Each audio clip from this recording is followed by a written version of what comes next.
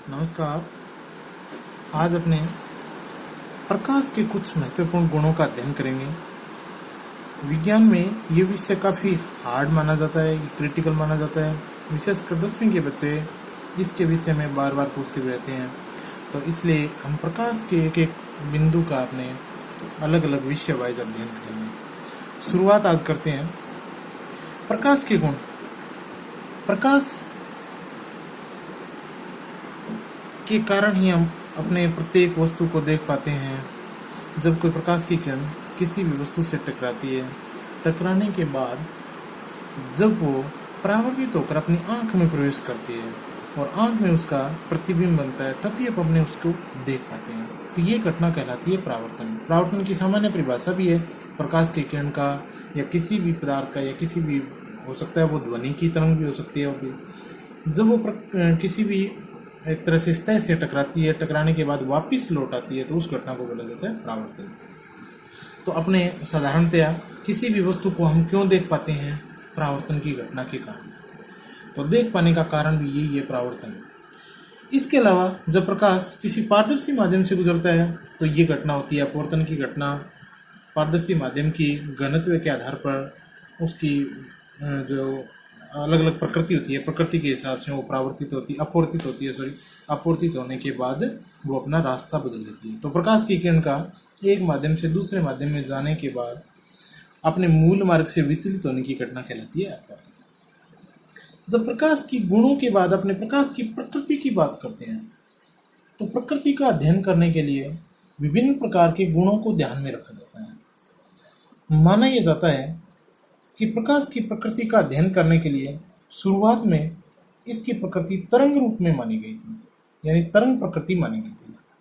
क्योंकि प्रकाश के कुछ गुण जैसे विवर्तन और दुर्भण, इनका अध्ययन किया गया तो ये सिद्ध भी हुआ कि वो प्रकाश एक तरंग रूप में पाया जाता है, प्रकाश की प्रकृति तरंग स्वरूप में होती है। लेकिन ये काफ़ी लंबे समय तक चल नहीं पाया। क्यों? इसका कारण ये हुआ कि कुछ प्रकाश के अन्य गुण जैसे प्रकाश विद्युत प्रभाव, मैटर से अन्योन्य क्रिया, इनमें उसकी तरंग स्वरूप के आधार पर व्याख्या नहीं की जा सकती। इसलिए इसमें इसकी प्रकृति को कण की भांति माना गया, इसमें इसकी प्रकृति तरंग की भांति माना गया। तो प्रकाश के दो स्वरूप सामने आए प्रकृति के।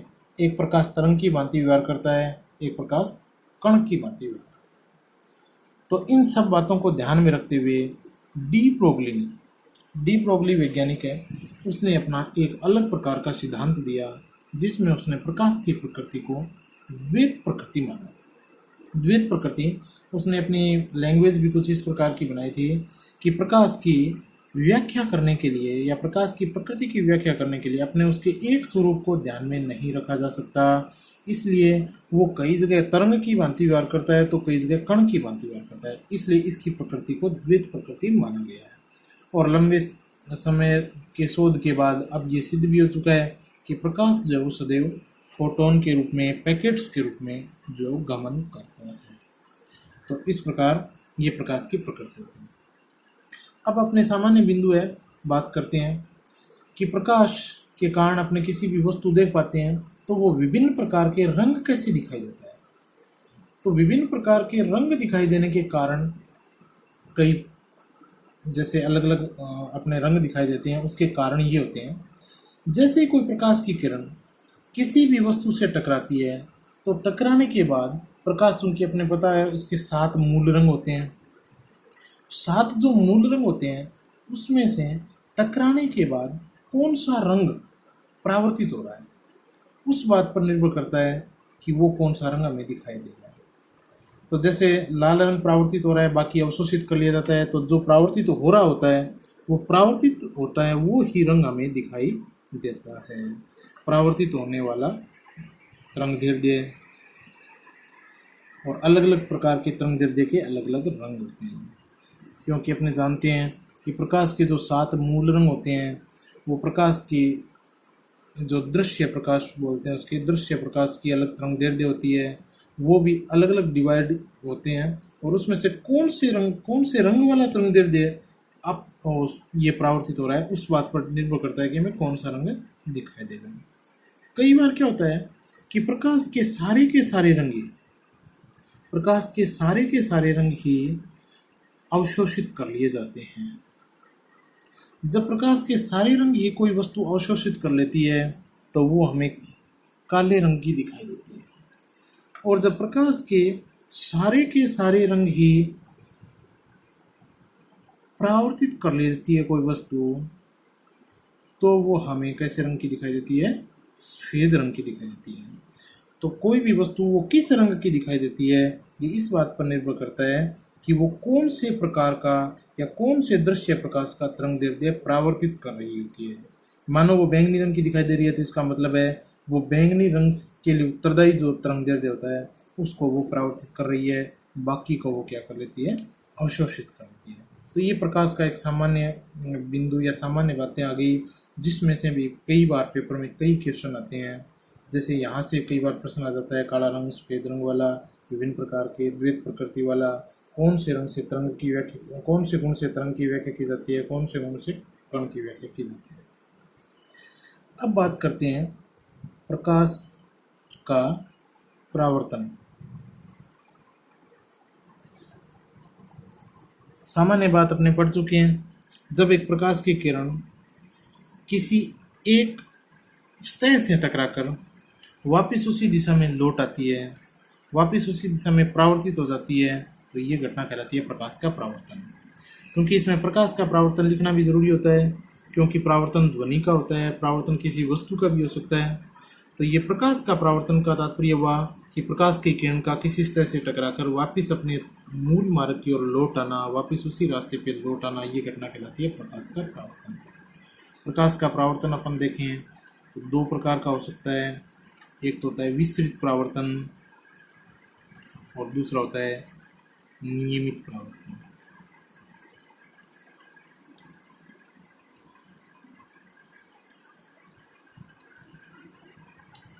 विसरित परावर्तन का दूसरा नाम अनियमित परावर्तन भी कह सकते हैं अपने, और ये हो जाता है नियमित परावर्तन।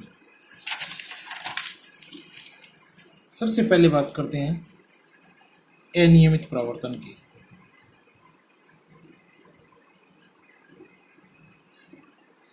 जब प्रकाश की किरण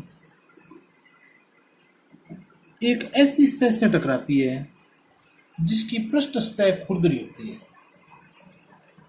जैसे ताजा बनी हुई दीवारें जिस पे प्लस्तर नहीं किया हो, या इसी प्रकार की कई अन्य खुरदरी सतह। तो जब किसी प्रकाश की किरण ऐसी सतह से टकराती है तो वो जिस पैटर्न से आ रही होती है, जैसे ये आ रही है, उसी प्रकार वो जा नहीं पाती है।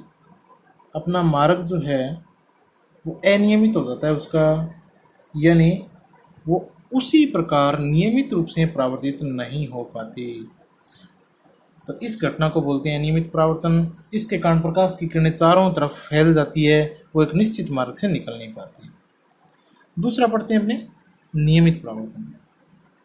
नियमित परावर्तन एक ऐसा परावर्तन जो चमकीली सतह से होता है, जो समतल सतह से होता है, उसमें प्रकाश की किरण जिस कोण से आपतित हो रही होती है उसी कोण से परावर्तित भी होती है, यानी आपतन कोण परावर्तन कोण का मान सदैव इसमें निश्चित रहता है। और इस प्रकार का परावर्तन क्योंकि समांतर किरणों के द्वारा होता है तो इसको बोलते हैं नियमित परावर्तन। सामान्यतः अपने परावर्तन के नियमों का या परावर्तन के किसी भी विषय का अध्ययन करते हैं तो नियमित परावर्तन का ही उपयोग करते हैं। अगला बिंदु होगा अपना परावर्तन के नियम। परावर्तन के नियम पढ़ने से पहले अपने परावर्तन से संबंधित कुछ सामान्य परिभाषाएं देखते हैं जो नियमों में काम आने वाली होती है।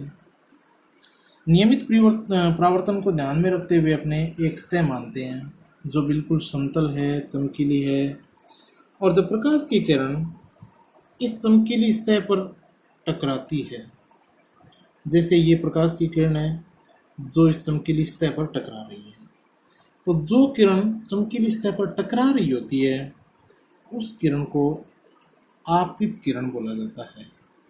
यानी प्रकाश की वो किरण जो किसी सतह से टकराती है उसको बोलते हैं आपतित किरण।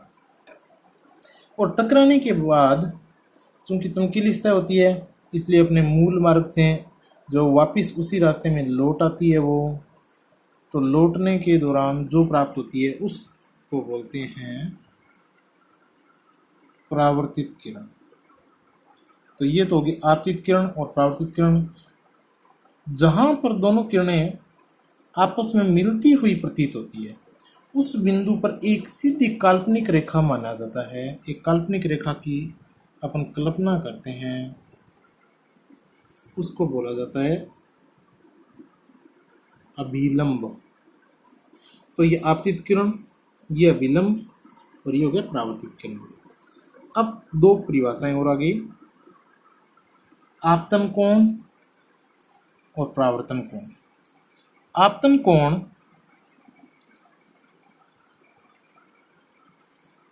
आपतित किरण और अभिलंब के मध्य बनने वाला कोण आपतन कोण होता है, और परावर्तित किरण और अभिलंब के मध्य बनने वाला कोण परावर्तन कोण होता है। तो आपतन कोण और परावर्तन कोण, आपतित किरण, परावर्तित किरण, अभिलंब, ये सामान्य बातें हमें इनको पता होनी चाहिए। ये होती है सतह। अब इन अपने साधारण से नियम होते हैं, उन दोनों नियमों का अध्ययन करते हैं। पहला नियम है परावर्तन का, बिल्कुल साधारण सा नियम है कि परावर्तन की घटना के दौरान आपतित किरण, परावर्तित किरण और अभिलंब तीनों एक ही तल में होते हैं।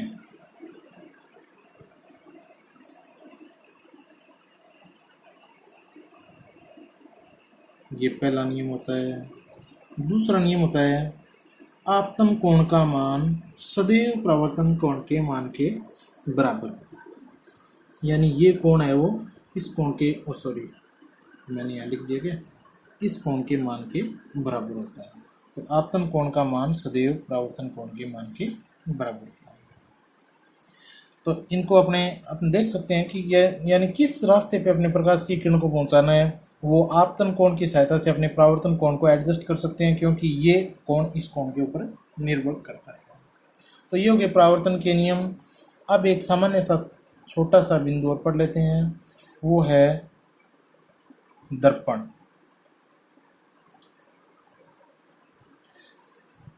परावर्तन के लिए हमें कोई चमकीली सतह की आवश्यकता होती है। उस चमकीली सतह की पूर्ति की जाती है दर्पण के द्वारा। दर्पण एक ऐसी सतह होती है जिसको एक तरफ पॉलिश करके एक तरफ से बंद कर दिया जाता है और दूसरी सतह उसकी चमकीली रखी जाती है। एक ऐसी सतह जिसपे एक तरफ पॉलिश होती है और दूसरी सतह चमकीली होती है, वो होता है दर्पण। दर्पण दो प्रकार के होते हैं, एक तो समतल दर्पण और दूसरा होता है गोलीय दर्पण। इनके बारे में विस्तृत अध्ययन किस प्रकार प्रतिबिंब बनते हैं वो अपने अगले वीडियो में करेंगे। धन्यवाद।